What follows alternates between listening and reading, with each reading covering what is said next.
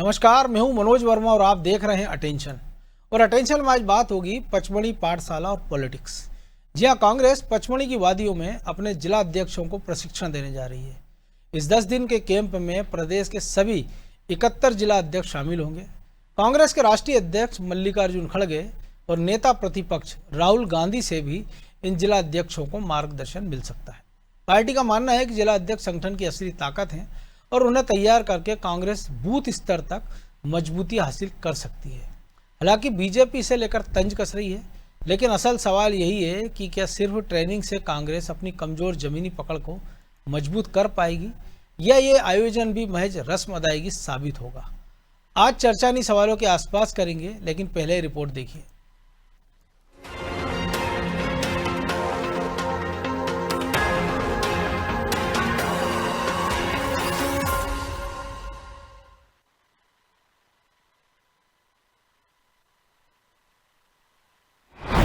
कांग्रेस जिला अध्यक्षों की होगी ट्रेनिंग। पचमढ़ी में सीखेंगे सियासी दांव पेच। बीजेपी से मुकाबला करने के लिए कांग्रेस खुद को जमीनी स्तर पर मजबूत करने में जुटी है। इसी कड़ी में अब कांग्रेस पचमढ़ी की वादियों में अपने 71 जिला अध्यक्षों को ट्रेनिंग देने जा रही है। 2 से लेकर 11 नवंबर तक ये प्रशिक्षण शिविर चलेगा। इस शिविर में एक दिन कांग्रेस सांसद राहुल गांधी और राष्ट्रीय अध्यक्ष मल्लिकार्जुन खड़गे शामिल हो सकते हैं। ऐसा बताया जा रहा है कि राहुल गांधी बिहार चुनाव के पहले चरण के मतदान यानी 6 नवंबर के बाद पचमढ़ी पहुंचेंगे। इधर कांग्रेस का मानना है कि जिला अध्यक्ष ही संगठन के असली पावर सेंटर है। इन्हें तैयार करके संगठन को बूथ स्तर तक मजबूत किया जा सकेगा। कांग्रेस पार्टी ऐसा सोचती है कि हर किसी को, चाहे पूर्व विधायक हो, पूर्व मंत्री हो, नए जिला अध्यक्ष हो, हर किसी को हर पल कुछ न कुछ सीखना चाहिए। नए राजनीतिक परिवेश में ये बहुत अत्यंत आवश्यक हो चुका है। हम कांग्रेस पार्टी एक पार्टी नहीं, एक संगठन नहीं, बल्कि एक विचारधारा है, एक विजन है। ये विचारधारा और विजन हर किसी कांग्रेस कार्यकर्ता को, हर किसी नेता को ये विजन होना चाहिए, विचारधारा से परिचित होना चाहिए, विचारधारा का लगातार पुनर्मूल्यांकन होना चाहिए। तो कांग्रेस पार्टी का जो प्रशिक्षण शिविर पचमढ़ी में हो रहा है, ये इसी कार्यक्रम में एक नया कदम है। 10 दिनों तक चलने वाले इस प्रशिक्षण में पार्टी की विचारधारा, व्यवहारिक ज्ञान, पार्टी के सिद्धांत समेत इलेक्शन मैनेजमेंट जैसे विषयों पर चर्चा की जाएगी। गौर करने वाली बात तो ये है कि कांग्रेस की ओर से पहली बार इतना लंबा प्रशिक्षण शिविर का आयोजन किया जा रहा है। हालांकि कांग्रेस के इस शिविर पर बीजेपी चुटकी ले रही है। जो ट्रेनिंग कैंप या जो इनको परामर्श दिया जा रहा है पचमढ़ी में, तो क्या वो झूठ फरेब की राजनीति को आगे कैसे बढ़ाना, क्या वो एआई का उपयोग कर झूठे वीडियोस बनाने के लिए है या राष्ट्र को हानि पहुंचाने के लिए ऐसे नैरेटिव्स बुनने के लिए है। देखने वाली बात है कि कांग्रेस और उनके जितने भी आला अधिकारी हैं वो किस हद तक और अपने इस मुहिम में गिर सकते हैं। सियासी बयानबाजी से तर अब सवाल ये है कि इन प्रशिक्षण शिविर से कांग्रेस क्या हासिल कर पाएगी, क्योंकि कांग्रेस इससे पहले मांडू में विधायकों को ट्रेनिंग दे चुकी है। लेकिन इस ट्रेनिंग के बाद कांग्रेस विधायकों की कार्यशैली में कोई बड़ा बदलाव नहीं दिखा। क्या महज ट्रेनिंग देने से बीजेपी के मजबूत संगठन से टक्कर लेना आसान हो पाएगा? खैर, सवाल कई हैं, लेकिन देखना दिलचस्प होगा कि शिविर के सहारे कांग्रेस अपने जिला अध्यक्षों में कितना ऊर्जा का संचार कर पाती है। ब्यूरो रिपोर्ट, अनादि टीवी।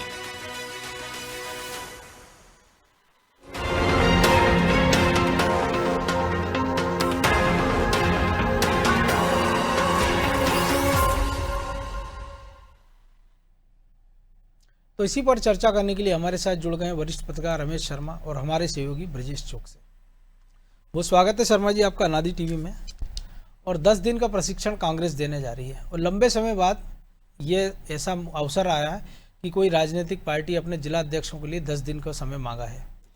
लेकिन जो उसके उद्देश्य बताए गए हैं कि चुनावी मैनेजमेंट की बात हो, तमाम सारी चीज़ें हैं कि खड़गे जी भी आने वाले हैं, राहुल गांधी भी आने वाले हैं, लेकिन जिस प्रकार की तैयारियां कांग्रेस की होना थी वो ऐसी आपको नज़र आ रही है क्या? क्योंकि लंबे समय से बात चल रही थी शिविर होना है, कभी तारीखों को लेकर दिक्कत हुई, कभी एक आ गया कि किस जगह पे ये होगा, और अब जब एसआईआर की घोषणा हो चुकी है और ऐसे इस दौरान ये शिविर क्या कुछ कमाल कर पाएगा? देखिए, मोटे तौर पर इस तरह के शिविर के परिणाम क्या होंगे ये तो आने वाले समय में पता लगेगा। लेकिन इस तरह के शिविर से कहीं ना कहीं कार्यकर्ताओं में एक जागरूकता आती है और संगठन एक मजबूत बनता है। पिछले कुछ दिनों से अगर आप देखेंगे तो कांग्रेस में एक हल्का सा अपन बिखराव जैसा देख रहे थे, ठंडक जैसी देख रहे थे। जी। कार्यकर्ताओं के मन में एक असहजता भी देख रहे थे। कई बार एक ही स्थान के कार्यकर्ताओं ने एक दूसरे के खिलाफ प्रदर्शन भी किए हैं जिन दिनों वो जिला अध्यक्षों की घोषणा की थी उन दिनों। तो इस तरह के जो प्रशिक्षण शिविर होते हैं इससे पार्टी में एकजुटता आती है। और चूंकि ये पहली बार एक लंबा प्रशिक्षण शिविर है, इसमें हालांकि किन चीजों का प्रशिक्षण दिया जाएगा, आचार संहिता को लेकर के, कार्यशैली को लेकर के, वो विवरण तो नहीं आया। केवल इतना ही आया है कि बूथ मैनेजमेंट का, चुनाव मैनेजमेंट का और पब्लिक से टच करने का, एक एक घर घर जाकर के वो सारा उसमें प्रशिक्षण देंगे। अगर ये प्रशिक्षण भी देंगे तो स्वाभाविक रूप से चुनाव मैनेजमेंट का प्रशिक्षण अगर देंगे भी तो कार्यकर्ताओं में थोड़ी सी जागरूकता बढ़ती है। हालांकि चुनाव मैनेजमेंट के प्रशिक्षण की कोई बहुत आवश्यकता नहीं पड़ती, क्योंकि उसका कारण क्या है कि मतदाता सूची बनाने से लेकर के मतदान केंद्र तक जो कार्यकर्ताओं के बीएलओ वहां पर तैनात रहते हैं, वो एजेंट जो तैनात रहते हैं, उनकी ट्रेनिंग अलग होती है और वो चुनाव वाले उनकी ट्रेनिंग देते हैं, चुनाव निर्वाचन आयोग उनकी ट्रेनिंग देता है, वो सिस्टम बिल्कुल अलग होता है जी। तो स्वाभाविक रूप से कि इस तरह की ट्रेनिंग में अनुशासन की और पार्टी के जो भी नीति सिद्धांत होता है उसको किस तरीके से लोगों तक पहुंचाना, इस तरह का प्रशिक्षण दिया जाता है। कई बार क्या रहता है, मान लीजिए कांग्रेस का एक कार्यकर्ता है, उसके सामने कोई ऐसे प्रश्न उठा रहा होता है और उसको उत्तर देना है, तो सुनने वाला या तो चुप हो सकता है या उनके अंदर द्वारा उससे प्रभावित हो सकता है। तो इस तरह के प्रशिक्षण शिविर में सामान्य तौर पर ऐसी ट्रेनिंग दी जाती है कि जो व्यक्ति, जो मतदाता या जो कार्यकर्ता किसी प्रकार उनको अपने ही पार्टी को लेकर के कुछ मन में असहज प्रश्न उठते हैं, उनका किस प्रकार समाधान किया जाए, इस तरह के प्रशिक्षण होते हैं और ये राजनीतिक दलों को करना चाहिए और उसी का है। अब ये कितना सार्थक हो पाएगा ये इस पर मनोज जी निर्भर करेगा, पार्टी मुद्दे कौन से उठाती है।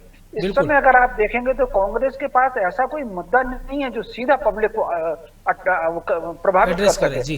जाति विभाजन के या कुछ ऐसे मुद्दे, बेरोजगारी के, ये मुद्दे बहुत वर्षों से उठाते चले आ रहे हैं, वही उठाते चले आ रहे हैं। आज से 25-30 साल पहले इंदिरा जी ने कहा था कि 100 दिन में महंगाई कर देंगे, राजीव जी ने भी कहा कि महंगाई कम कर, गरीबी हटा देंगे जी, मुद्दे तमाम मुद्दे छोड़ के। लेकिन आप खड़गे साहब कह रहे हैं कि संघ पे प्रतिबंध लगा देना चाहिए।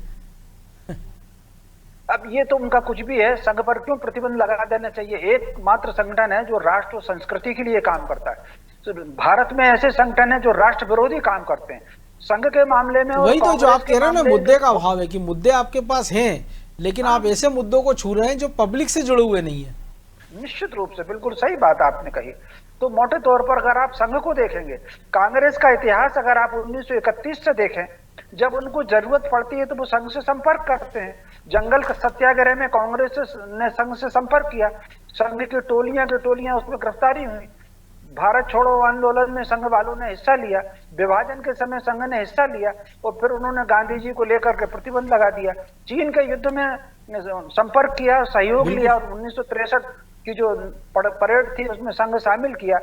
72-71 के युद्ध में इंदिरा जी ने स्पेशल प्लेन से अटल जी को नागपुर भेजा, सरसंघचालक जी से मुलाकात के लिए, सहयोग लिया। और आम दिनों में कहते हैं कि इसमें प्रतिबंध लगा दो, तो वो तो कुछ भी है ये। जी। लेकिन ब्रजेश जी, कोई भी एक आयोजन होता है तो उसकी एक टाइमिंग का एक बड़ा महत्वपूर्ण होता है। अब ये सवाल इसलिए हो रहा है क्योंकि SIR की प्रक्रिया मध्य प्रदेश में शुरू हो गई है। 4 तारीख से प्रक्रिया शुरू हो जाएगी, 4 नवंबर से 4 दिसंबर तक चलेगी। और कांग्रेस अपना शिविर, जब उसके जिला अध्यक्षों को, उसके बड़े नेताओं को फील्ड में रहना चाहिए कि वोट किसके कट रहे हैं, किसके जुड़ रहे हैं, उसकी चिंता करना चाहिए। उनके नेता खुद, आज उनकी एक कमेटी बना दी गई है, सज्जन सिंह वर्मा को उसका अध्यक्ष बना दिया गया। उनके जो नेता प्रभारी हैं वो खुद कह रहे हैं कि हमारे पास BLO भी पूरे बूथों पे बनाए नहीं, हमने लगभग 10-12 हज़ार BLO अभी नहीं बन पाए हैं। 2-3 दिन बाद ये प्रक्रिया शुरू हो जाएगी और ऐसे में आप 11-10 दिन तक पचमढ़ी की ठंडी वादियों में जिला अध्यक्षों को बिठाकर दूसरा प्रशिक्षण देना है कि बूथ कैसे मजबूत करें। जब आपके पास बूथ पे कार्यकर्ता नहीं, BLO नहीं है और चुनाव में 3 साल का वक्त है, जिला अध्यक्ष, प्रदेश अध्यक्ष कह रहे हैं हमको डिप्टी CM बना रहे हैं और वो कह रहे हैं कि चुनाव मैनेजमेंट कैसे किया जाए। और जो जिला अध्यक्ष है उनमें कई ऐसे हैं जो चुनाव जीत चुके हैं, चुनाव लड़ चुके हैं और हो सकता है इन सबको अगली बार टिकट मिल भी जाए, ना भी मिले। तो बेहतर होता था ना, इसकी टाइमिंग आप बढ़ा सकते थे कि SIR का पहले हो जाता, क्योंकि जो मुद्दा राहुल गांधी पूरे जोर शोर से उठा रहे थे पूरे बिहार में, और वो मध्य प्रदेश में आ गया है, तो आप कमेटियां भी बना रहे हैं और आप प्रशिक्षण में कार्यकर्ताओं को एक तरह से कैद करके रख रहे हो 10 दिन जिला अध्यक्षों को। दो चीजें हैं ना मनोज जी उसमें, एक तो आपका कार्यक्रम पहले से डिसाइड होगा तो आपने कहा इसको बढ़ा सकते थे, लेकिन कांग्रेस के तमाम नेता, कहने की बात अलग है, मानते हैं कि वोट चोरी नहीं होती है, इस तरह से फर्जीवाड़ा नहीं होता, तो आप उतने गंभीर नहीं है। प्रशिक्षण का आप फायदा उठा सकते हो, इस दौरान यदि प्रशिक्षण हो रहा है तो ये प्रक्रिया तो लंबी चलेगी, इसी प्रशिक्षण सत्र में ही आप बाकी चीज़ों की प्रशिक्षण दे दीजिए, एक सत्र उसका भी रख लीजिए किस तरह से वोटों में गड़बड़ी होती है, तो आप इसका फायदा भी उठा सकते हो, अपने जिला अध्यक्षों को ट्रेन कर सकते हो, संगठन के लोगों को कि भाई इस तरह से बीजेपी गड़बड़ी करती है, जो उनके नेता कह रहे हैं, तो इसका फायदा उठा सकते हो। दोनों चीजें, या तो आप एक्सपर्ट हो तो आगे बढ़ा दीजिए, यदि आपको लगता है कि शिविर भी हमारा चल रहा है और इस दिन SIR हो रहा है तो हम इसका कैसे फायदा उठा, तो उस शिविर में आप ट्रेनिंग दे सकते हो।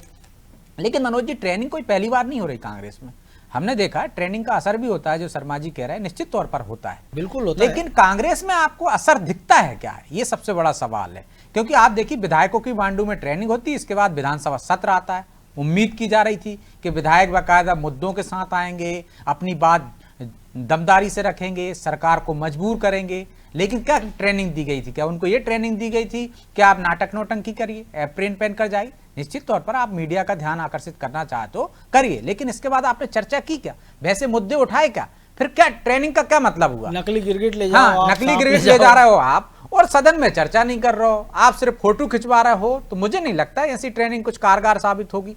यदि आप जिला अध्यक्षों को ट्रेनिंग दे रहे हो तो पहले आपको मुद्दे तय करना पड़ेंगे। कौन ट्रेनिंग दे रहा है? सुप्रिया श्रीनेता आएंगी, KC वेणुगोपाल आएंगे, जयराम रमेश आएंगे, राहुल गांधी आएंगे, खड़गे आएंगे।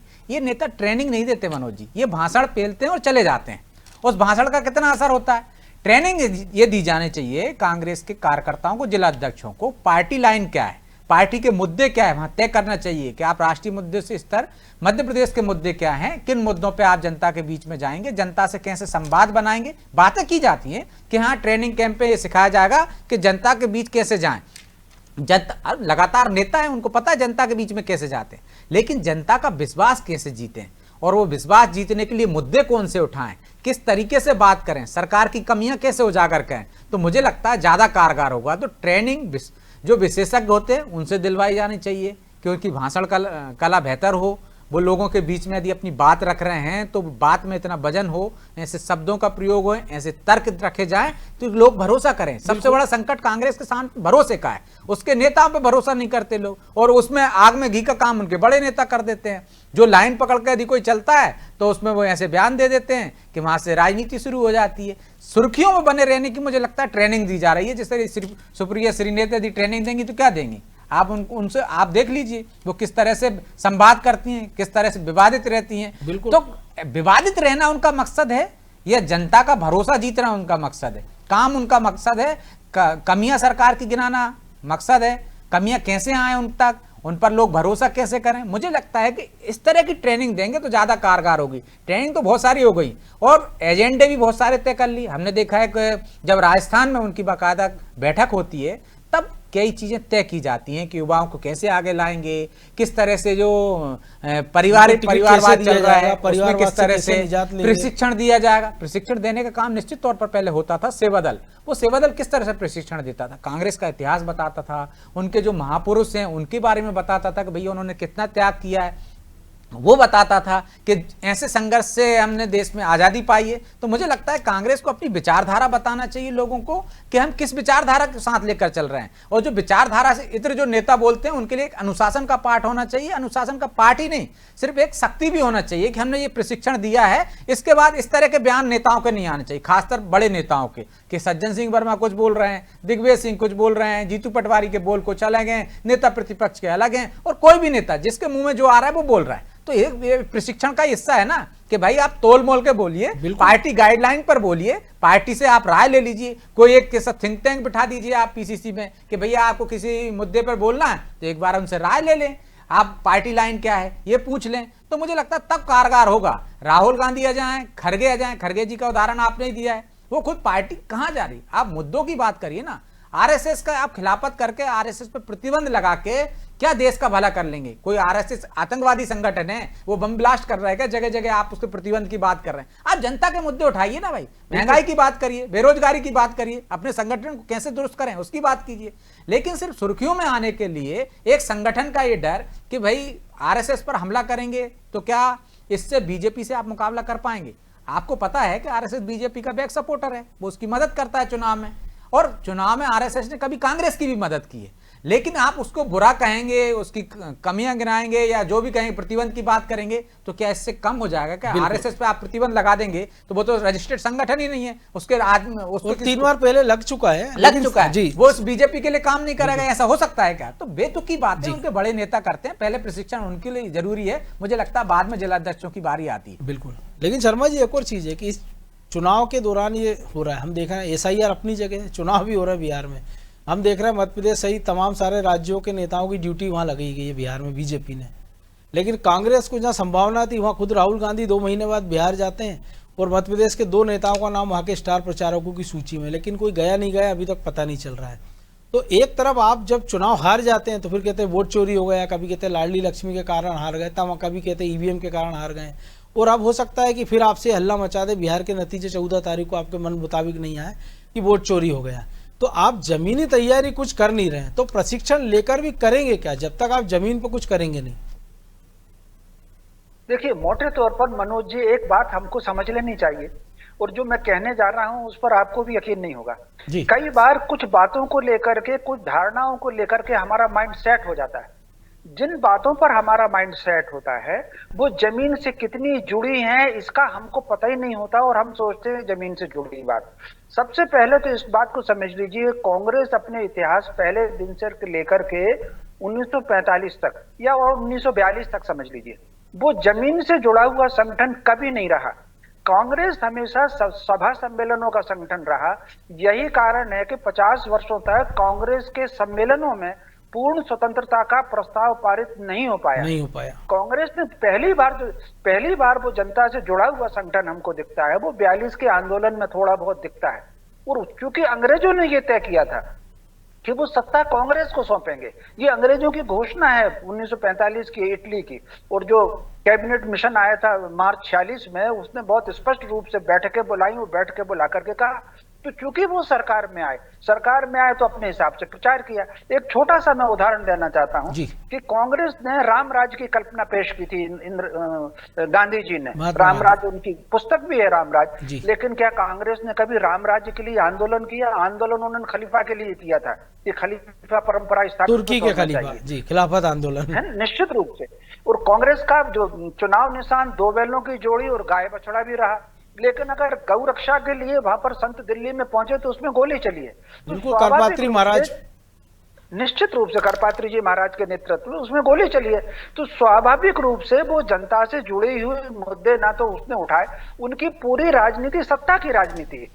हर चुनाव में एक नया नारा आता था कि 100 दिन में हम महंगाई कम कर देंगे, इंदिरा जी को लाओ, देश को बचाओ। कभी कहा कि जात पर ना पात पर मोहर लगेगी हाथ पर, अब वो जातिवादी जनगणना की बात कर रहे हैं। तो उनकी पूरा जो फोकस रहा है वो सत्ता के ऊपर रहा है। कहने के लिए तो वो कहते हैं कि हम सेकुलर संविधान हमने बनाया, जोड़ा भी संविधान। क्या संविधान सेकुलर है? हिंदू के लिए कानून अलग है, मुसलमान के लिए कानून अलग है। बिल्कुल। कांग्रेस ने कश्मीर में कानून अलग था, गोवा में कानून अलग था, मध्य प्रदेश में कानून अलग था। और अगर अल्पसंख्यकों को विशेषाधिकार है तो क्या मिजोरम में हिंदुओं को विशेषाधिकार है? कश्मीर में विशेषाधिकार है हिंदुओं को?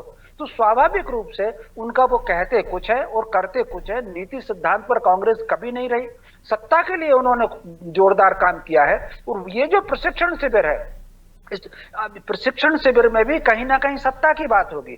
आप ये देखिए कि एसआईआर की कुछ चीजें, जैसा कि मैंने कहा है, सत्य क्या है उस पर हम कभी यकीन नहीं करते। एक और आपसे 1 मिनट और लूंगा। आप मुझे बताइए, वोट चोरी का आरोप उन्होंने कब लगाना शुरू किया? वोट चोरी का आरोप उन्होंने तब लगाना शुरू किया जब देश में ये वातावरण बना कि लाखों लोग घुसपैठिए हैं, चाहे वो रोहिंग्या हो, बांग्लादेश के हो, पाकिस्तान के हो, वो आकर के वोटर बन गए और सरकार बदल गए। कश्मीर, असम में तो विधायक मंत्री तक बन गए हैं घुसपैठिए। बिल्कुल स्वाभाविक रूप से उसकी जांच के लिए जब SIR की घोषणा हुई तो देश भर में वोट चोरी, ताकि वो जो फर्जी मतदाता है वो किसी प्रकार निकल ना पाए। तो मोटे तौर पर इस समय अगर आप देखेंगे बिहार में और दूसरी जगह पूरी ताकत कुछ राजनीतिक दलों ने ये लगाई है कि वो घुसपैठिए वोटर बने रहे किसी प्रकार। तो कुल मिला तो उनकी सारी राजनीति सत्ता के लिए है। राष्ट्रनीति में और राजनीति में बहुत अंतर होता है। कांग्रेस ने राष्ट्रनीति पर कभी काम नहीं किया, कांग्रेस राजनीति पर काम करती रही है। इसी तरीके से ये प्रशिक्षण राजनीतिक प्रशिक्षण ही है ये। जी। लेकिन ब्रजेश जी, राजनीति में जैसे मैंने भी कहा था कि टाइमिंग का बड़ा महत्व है। तो अगर आप इसको नहीं समझ पाते तो फिर आपको राजनीति करना नहीं चाहिए, या फिर ये सब छोड़ के फिर आप, जो महात्मा गांधी ने कहा था कि पार्टी को खत्म कर दो, या राहुल गांधी ने कहा था कि सत्ता जहर है, तो फिर आप उसको जहर समझ के उससे दूरी बना लो और दूसरे काम में लग जाओ। तो टाइमिंग तो कब समझते हो आप? देखिए, गुजरात चुनाव होते हैं तो उनके नेता क्या बयान दे देते हैं, बीच चुनाव में उनके नेता ऐसे बयान दे देते हैं तो आप उनको निकाल देते हो, बाद में शामिल कर लेते हो। तो ये ट्रेनिंग का ही तो हिस्सा है ना, कि टाइमिंग पर कब कौन से मुद्दे पर आप बात करो। जो मुद्दा पिट चुका है एक जगह आपका, उस मुद्दे को लेकर आप खींचते रहते हो। EVM का कभी रोना रोते थे, वो मुद्दा नहीं चला, बार बार रोते रहे, पिट गया। संविधान खतरे में है, एक मुद्दा चला, उसको लेके इतना लंबा उन्होंने चलाया है, एक चुनाव में चला, दूसरी जगह। देखिए, जहां पर जब सीमा है, जब 50 किलोमीटर पर भाषाएं बदल जाती हैं, रहन सहन बदल जाता है, वहां एक मुद्दा पूरे देश में कैसे काम करेगा? बिल्कुल।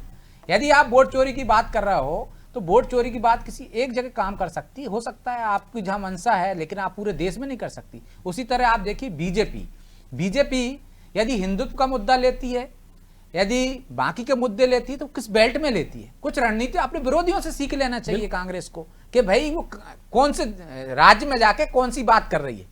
आप उन पर हमला करते हो, लेकिन आप तमाम तरफ है वो एक ही राग अलगते हो, तो इससे नुकसान होता है। आप हिंदी बेल्ट में आपका जनाधार क्यों कम होता जा रहा है? क्योंकि आप कहाँ के मुद्दे कहाँ ले आते हो। तो टाइमिंग तो मुझे लगता है कि कांग्रेस के तमाम बड़े नेताओं को नहीं समझ में आती, जब तो वो बीच चुनाव में ऐसे बयान दे देते हैं कि उनके लिए भारी पड़ जाते हैं, एक बयान पर खेल जाते हैं। बिल्कुल, लेकिन ये जो नैरेटिव का खेल, ऐसा नहीं लगता है कि कई बार कि वो नेताओं के लिए बनाया जा रहा, पार्टी के लिए नहीं? जैसे एक छोटा सा उदाहरण है, शर्मा जी को भी ध्यान होगा कि जब इंदिरा गांधी चुनाव हारी 1977 में, तब कांग्रेस को 135 सीटें थी, लेकिन वो इंदिरा गांधी की हार थी।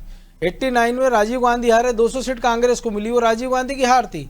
लेकिन 3 चुनाव बाद राहुल गांधी के नेतृत्व में पार्टी 99 सीट लाती है, तो वो राहुल गांधी की जीत हो जाती है। तो अगर यही नैरेटिव है तो इससे तो किसी राजनीतिक दल का मुझे नहीं लगता भला होगा। बहरहाल वक्त इतना ही था। बहुत धन्यवाद शर्मा जी इस चर्चा में भाग लेने के लिए। तो पचमढ़ी की पाठशाला पर पॉलिटिक्स, और पॉलिटिक्स हो भी क्यों ना, कि जब मुद्दा आपके सामने SIR का है, जब आपके तमाम सारे बड़े नेता बिहार में इसका राग अलापते जा रहे हैं, और मध्य प्रदेश में जब ये प्रक्रिया शुरू होने वाली है, तो पचमढ़ी की ठंडी वादियों में आप अपने जिलाध्यक्षों को पूरी टीम के साथ बैठा देंगे और मैदान में रह जाएगी सज्जन सिंह वर्मा के नेतृत्व वाली 5 सदस्यीय टीम। अब ये 5 सदस्यीय टीम क्या भाड़ फोड़ती है, ये देखना भी दिलचस्प होगा। अटेंशन में आज इतना ही, मुझे दीजिए इजाजत और आप देखते रहिए अनादि TV। नमस्कार।